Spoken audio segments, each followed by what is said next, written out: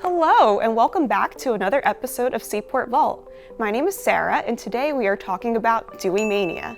Now, do we know why we collect and commemorate the things that we do?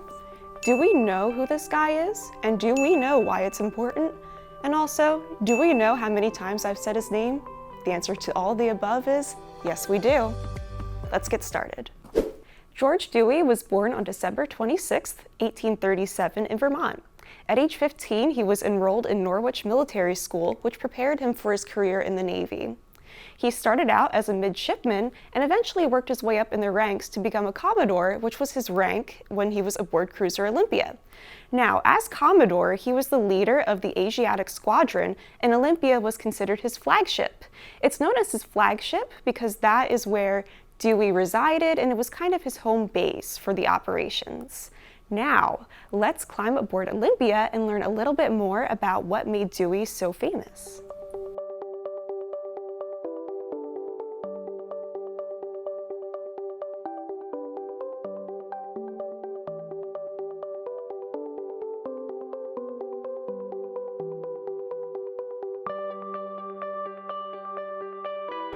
Alright, so here we are on the top deck of Cruiser Olympia, right below the signal bridge.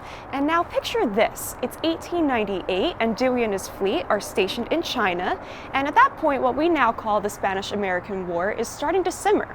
So Dewey and his fleet were sent to Manila Bay, which was not regarded as a really easy to navigate area by people who were not familiar with those waters. So they were not expecting them to come up as easily as they did, and they actually kind of crept in the middle of the night. And on April 30th is when the Battle of Manila Bay started.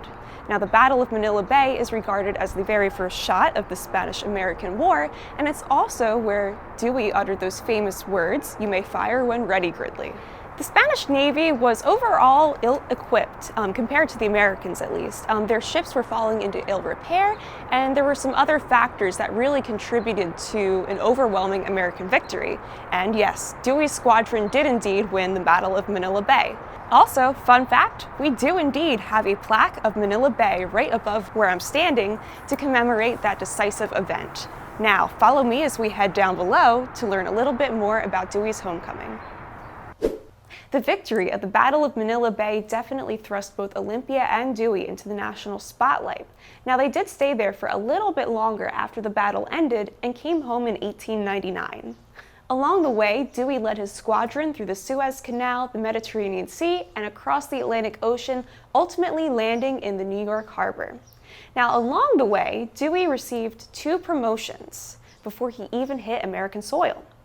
He was promoted from Commodore to Rear Admiral, and then from Rear Admiral to Full Admiral.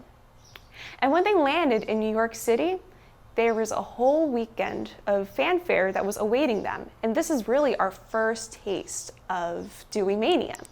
Now, when we say Dewey Mania, we're not just talking about the Dewey Parade, which we're going to be talking about in just a moment. We're also talking about Dewey everything. When Americans got word of Dewey's homecoming, preparations for his homecoming reception immediately were underway.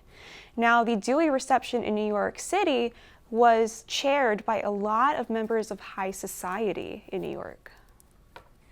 It was a really big thing to be on the Dewey Reception Committee of New York because in this album that you'll see here, it was all members, all elite members of society.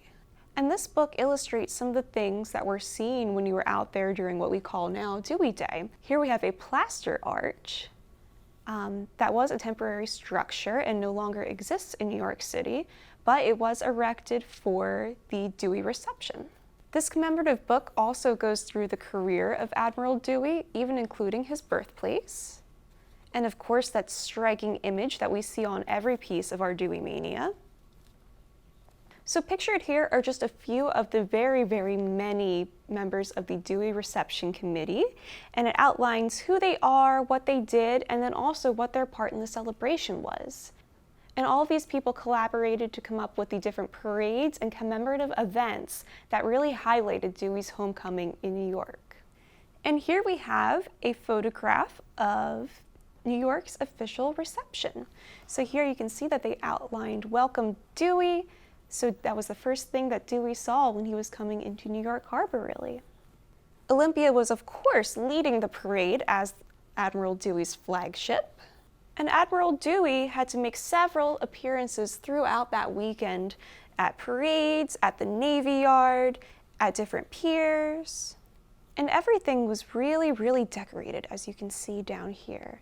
So New York was really putting their best foot forward, and that committee was putting their best foot forward to welcome home Dewey and to kick off Dewey Mania.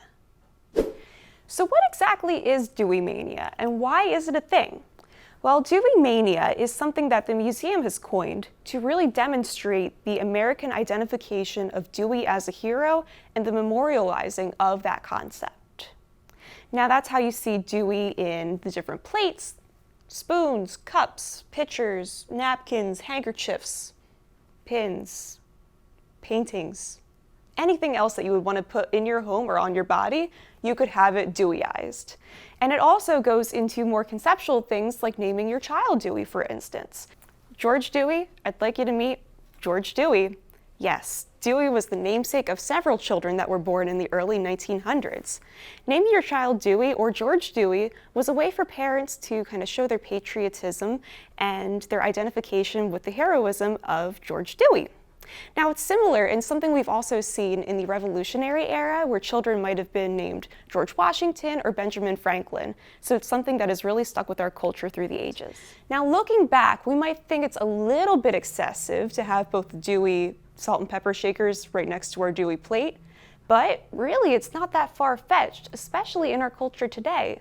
I know here in Philadelphia, we want Eagles everything. We have the license plate holder, we have all the different jerseys, mugs, and anything else Eagles, because it's what we love. Looking back through history, branding is a really big piece of culture, no matter where you're at or what time you're in. With the fruit industry in particular, we notice a lot of popular culture being utilized to advertise fruit products.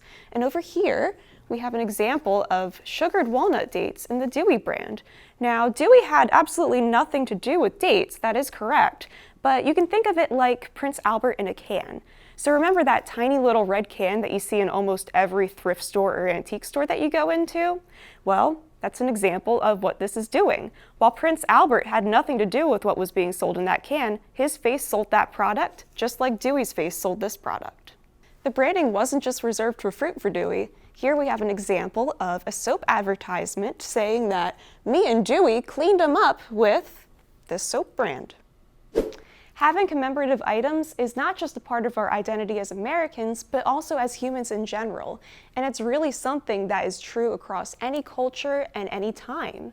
And souvenirs really are reflective of the time frame that they come from. In the era of Dewey Mania, collecting spoons and commemorative plates was really, really huge. In the 90s, we got into lapel pins and collecting a pin from every place we went to. And today, stickers are very, very big in the collecting phase.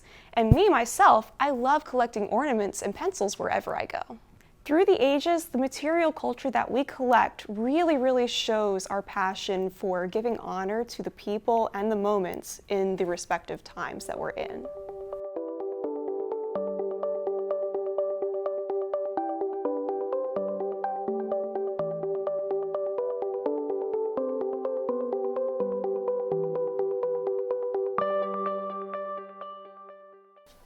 So we are now downstairs in the vault to look at some physical memorabilia of Dewey Mania.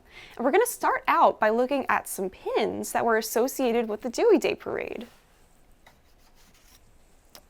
So in this box here, I have several pins, and they all kind of look the same, but upon closer examination, they are not. Some of them actually appear to predate the shift from Commodore to Admiral in Dewey's military status.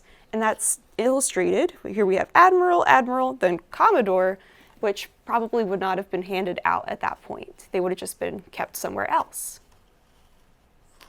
So as you can see, this is Dewey Mania Central. It is everything Dewey and everything Olympia that at least we've collected so far.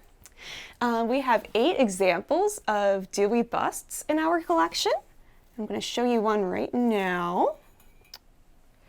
So busts are something that we typically see of different historical figures and even Greek philosophers. So this one is made of some kind of metal.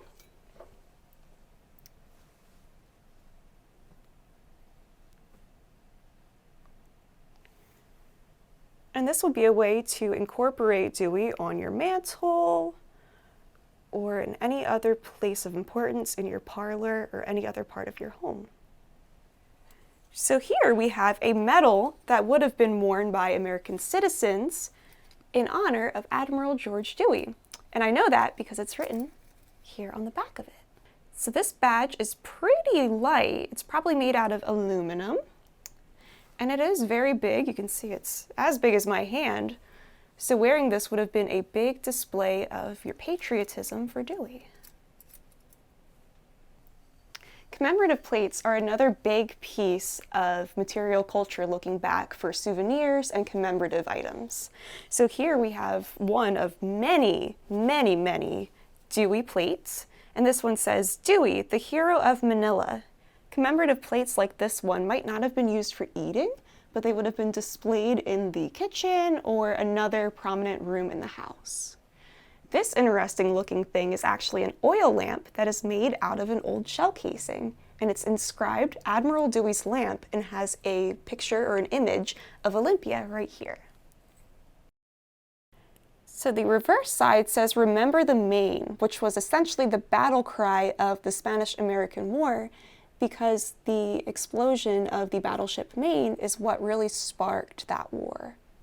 So I don't know about you, but every museum or historic site I go to has pencils for sale in the gift shop. Now this is our Admiral Dewey's pencil. So this is something that you could have gotten for a child or really anybody in your life to celebrate Admiral Dewey. So this pencil is very large. You can see that it would have been kind of disproportionate to anyone's hand really. And there's also this handy little holder on the top of it. So it probably would have had a string attached and you could have tied it to something or tied it to your wrist even. And of course it is in red, white, and blue to again really, really cement that patriotism that was associated with what we call Dewey Mania. Glasses are one of the most often found pieces of Dewey Mania. So this one has Admiral Dewey right here on the front. And it also has Olympia right here on the back. So glasses came in all different shapes and sizes, some embossed like this one, and then others very thin and etched, which we also have in our collection.